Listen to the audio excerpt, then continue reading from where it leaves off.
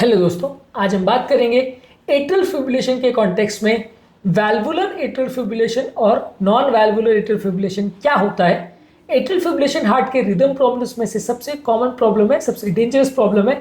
सबसे बड़ा इसमें रिस्क ये होता है कि इसमें हार्ट का अपर चेंबर क्योंकि कॉन्ट्रैक्ट नहीं करता यानी बीट नहीं करता, सिर्फ खाली वाइब्रेट करता है, जिसकी वजह से हार्ट में खून का थक्का बार बार जमता है और इसकी वजह से हार्ट में से क्लॉट ब्रेन में निकल के जा सकता है। ऐसे एट्रियल फिब्रिलेशन में दो कैटेगरीज होती हैं। एक वो जिनको वाल्व का भी साथ में प्रॉब्लम है, हार्ट का कोई वाल्व भी साथ में खराब है, और एक वो जिनको एट्रियल फिब्रिलेशन तो है लेकिन वाल्व की कोई समस्या नहीं है। ये दोनों कैटेगरीज क्यों इंपॉर्टेंट है, इसमें डिफ्रेंशिएट करना क्यों ज़रूरी है और इन दोनों की कैटेगरीज की बेसिस पर दवाइयों का डिसीजन कैसे होता है, आज इस पर बात करेंगे ताकि ओवरऑल एट्रियल फिब्रिलेशन का आपको एक अंडरस्टैंडिंग डेवलप हो पाए, क्योंकि ये हार्ट के रिदम प्रॉब्लम्स में सबसे कॉमन रिदम प्रॉब्लम है और इसके बारे में एक अवेयरनेस होना ज़रूरी है ताकि आप इस सीरियस प्रॉब्लम को समझ सकें और इसकी इंपॉर्टेंस को समझ सकें। टॉपिक पर जाने से पहले जो लोग हमारे चैनल पर नए हैं उन्हें रिक्वेस्ट करूंगा कि चैनल को सब्सक्राइब करें, वीडियोस को लाइक करें, शेयर करें, फॉलो करें, कमेंट करें, पूरा देखें। टॉपिक इंपॉर्टेंट है, आपको किसी भी और चैनल पर नहीं मिलेगा, ये एक्सक्लूसिव कंटेंट है, एंड तक देखिएगा। चलिए शुरू करते हैं इंपॉर्टेंट वीडियो। सबसे पहले जैसा कि मैंने बोला, वैल्वुलर एट्रियल फिब्रिलेशन यानी रिदम का प्रॉब्लम तो है। एट्रियल फिब्रिलेशन यानी धड़कन की अनियमितता तो चल रही है, अपर चेंबर कॉन्ट्रैक्ट नहीं, सी वाइब्रेट कर रहा है, लेकिन साथ में उसको वाल्व का प्रॉब्लम है। यानी कि या तो पेशेंट को पहले का कोई वाल्व बदल दिया गया, मैकेनिकल हार्ट वाल्व है, टिश्यू वाल्व की बात नहीं हो रही। वाल्व दो तरीके का होता है, मेटल का वाल्व और टिश्यू का वाल्व। मेटल का वाल्व जो होता है मेटल से बनाया जाता है और टिश्यू का वाल्व जो है वो जानवरों की स्किन से या उनके इनर टिश्यू को लेके बनाया जाता है। वो कम क्लॉट करता है, इसलिए टिश्यू वाल्व में खून पतला करने की दवा की उतनी ज़रूरत नहीं होती। मेटल के वाल्व में खून पतला करने की दवा की ज़्यादा ज़रूरत होती है क्योंकि वो ज़्यादा क्लॉट का प्रॉब्लम करता है। तो अगर किसी को मेटल का वाल्व डला हुआ है तो उसको वैल्वुलर एट्रियल फिब्रिलेशन की कैटेगरी में रखा जाएगा। अगर किसी व्यक्ति को माइट्रल स्टेनोसिस का प्रॉब्लम है, रूमेटिक हार्ट डिजीज़ है, रूमेटिक हार्ट डिजीज़ एक ऐसी बीमारी है जो कि ज़्यादातर डेवलपिंग कंट्रीज़, इंडिया जैसी कंट्रीज़ में देखने को मिलता है, जहाँ पे बचपन में होने वाले वाल्व की इन्फेक्शन की वजह से वाल्व सिकुड़ जाता है या लीक हो जाता है। यहाँ पे वाल्व अगर लीकेज है तो वहाँ पे उसको सिग्निफिकेंट नहीं माना जाता है क्योंकि उसमें उतना ज़्यादा क्लॉटिंग नहीं होता। पर वाल्व अगर स्टेनोसिस है यानी सिकुड़ गया है और वो भी थोड़ा सिकुड़ा है, वैसा नहीं, मॉडरेट टू सीवियर कैटेगरी में यानी ज़्यादा लेवल पे सिकुड़ा हुआ है, साथ में एट्रियल फिब्रिलेशन है, तो उसको हम वैल्वुलर एट्रियल फिब्रिलेशन की कैटेगरी में रखेंगे। अब ये कैटेगरी करना क्यों ज़रूरी है? ये कैटेगरी करना इसलिए ज़रूरी है क्योंकि इस तरह के लोगों में खून का थक्का बनने का चांस बहुत ज़्यादा होता है। इस तरह के पेशेंट्स को अगर एट्रियल फिब्रिलेशन है और ये दोनों में से कोई भी एक प्रॉब्लम है, यानी वाल्व स्टेनोसिस है या मैकेनिकल हार्ट वाल्व है, वैसे व्यक्ति को डेफिनेटली आपको खून पतला करने की एंटी कोआगुलेंट, जो कि ज़्यादा स्ट्रॉन्ग खून पतला करने की दवा है, वो देना पड़ेगा और उसको हाई लेवल पर भी मेंटेन करना पड़ेगा। यानी कि एटलीस्ट 2 से 3 के बीच में आईएनआर मेंटेन किया जाता है। आईएनआर का बेसिकली मतलब ये एक इंटरनेशनल नॉर्मलाइज रेशियो करके एक रेशियो कैलकुलेट होता है जो ये डिसाइड करने में मदद करता है कि खून पतला करने की जो दवा दी गई है, यानी वारफरिन या एजिट्रॉम जो दवा दिया गया है, वारफरिन या कोमरिन, वो दवा सही डोज में दी गई है कि नहीं। अगर इसका डोज आईएनआर किसी का कम आता है तो मतलब उसका डोज कम दिया गया, डोज बढ़ाना पड़ेगा। अगर किसी का आईएनआर ज़्यादा आता है मतलब डोज ज़्यादा हो गया, ब्लीडिंग ज़्यादा होने का चांस है, तो वहाँ डोज कम करते हैं।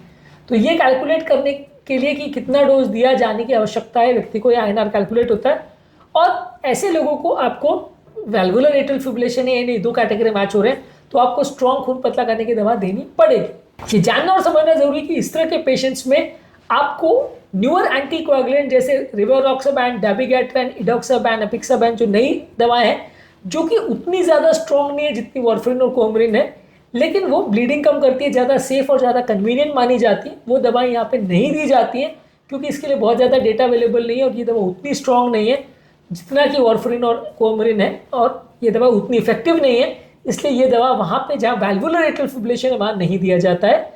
इसके अलावा बाकी सारे जो पेशेंट हैं जिनको एट्रियल फिब्रिलेशन है लेकिन वाल्व का कोई प्रॉब्लम नहीं है या वाल्व का दूसरे तरह का कोई प्रॉब्लम है जिसमें डायबिटीज़ है, हाइपरटेंशन है, कोरोनरी आर्टरीज है, दूसरी कोई बीमारी है, वहाँ पे आप पेशेंट को नॉन वैल्वुलर एट्रियल फिब्रिलेशन की कैटेगरी में रखते हो। इनको भी क्लॉटिंग होने का रिस्क है लेकिन उतना ज़्यादा नहीं है, तो इन पेशेंट्स में आप कैलकुलेट करते हो कि कितना क्लॉटिंग का रिस्क है वर्सेस कितना ब्लीडिंग का रिस्क है। क्लॉटिंग का रिस्क कैलकुलेट करने के लिए आप चैट्स स्कोरिंग सिस्टम यूज़ करते हो, जिसके बारे में डिटेल वीडियो किया है। इसमें पेशेंट को हार्ट फेलियर है, हाइपरटेंशन है, एज 75 से ज़्यादा है, प्रायर हिस्ट्री ऑफ स्ट्रोक है, वैस्कुलर डिजीज़ है, एज 65 टू 75 के बीच में है और फीमेल सेक्स, इसके बेसिस पे स्कोर दिया जाता है और अगर स्कोर 2 से ज़्यादा हो तो फिर आपको स्ट्रॉन्ग खून पतला करने की दवा देनी पड़ती है। और अगर किसी व्यक्ति का हैश ब्लड स्कोर सिस्टम, वो दूसरा स्कोरिंग सिस्टम ये देखने के लिए कि कितना ब्लीडिंग रिस्क है, उसमें हाइपरटेंशन, अगर किसी का अबनॉर्मल लिवर या किडनी का फंक्शन है, स्ट्रोक की हिस्ट्री है, ब्लीडिंग की हिस्ट्री है, लबाइल आईएनआर है, एल्डरली पेशेंट है, या अगर किसी पेशेंट को कोई ड्रग्स चल रही है खून पतला करने की या अल्कोहल ज़्यादा लेता है तो उसको डी स्कोर दिया जाता है। तो इस हिसाब से हम ब्लीडिंग रिस्क कैलकुलेट करते हैं और इस तरह के पेशेंट में हम उनको स्ट्रॉन्ग खून पतला करने की दवा नहीं देते हैं। हालांकि खून पतला करने की दवा देनी पड़ती है लेकिन उतना स्ट्रॉन्ग नहीं देते। तो बेसिकली समझने की ज़रूरत ये है कि अगर एट्रियल फिब्रिलेशन है यानी रिदम का प्रॉब्लम है, तो अगर वाल्व का दोनों प्रॉब्लम है, मैकेनिकल वाल्व या माइट्रल स्टेनोसिस है, तो हम स्ट्रॉन्ग दवा देंगे। दोनों में से कोई नहीं है तो हम कम पावर का दवा देंगे, उसको नॉन वाल्वुलर एट्रियल फिब्रिलेशन में कैटेगराइज करेंगे। जहां वाल्व का प्रॉब्लम है उसको वाल्वुलर एट्रियल फिब्रिलेशन में कैटेगराइज करेंगे। उसमें क्लॉटिंग का रिस्क ज़्यादा है तो ज़्यादा अग्रेसिवली ट्रीटमेंट करना पड़ेगा। जहां नॉन वाल्वुलर एट्रियल फिब्रिलेशन है वहाँ क्लॉटिंग का रिस्क उतना ज़्यादा नहीं है, वहाँ पे आपको बाकी फैक्टर्स पर ध्यान देना पड़ेगा, कितना ब्लीडिंग रिस्क है, कितना क्लॉटिंग रिस्क है, वो सारी चीज़ों को ध्यान में रख के आपको डिसीजन लेना पड़ेगा। वाल्वुलर एट्रियल फिब्रिलेशन में ब्लीडिंग और क्लॉटिंग का रिस्क का ये स्कोरिंग सिस्टम एप्लीकेबल नहीं है। वहाँ पे आपको जनरल जजमेंट को देख के डिसाइड करना पड़ता है और वहाँ पे ज़्यादातर लोग को साइड इफेक्ट हो तो भी दवाई देनी पड़ती है।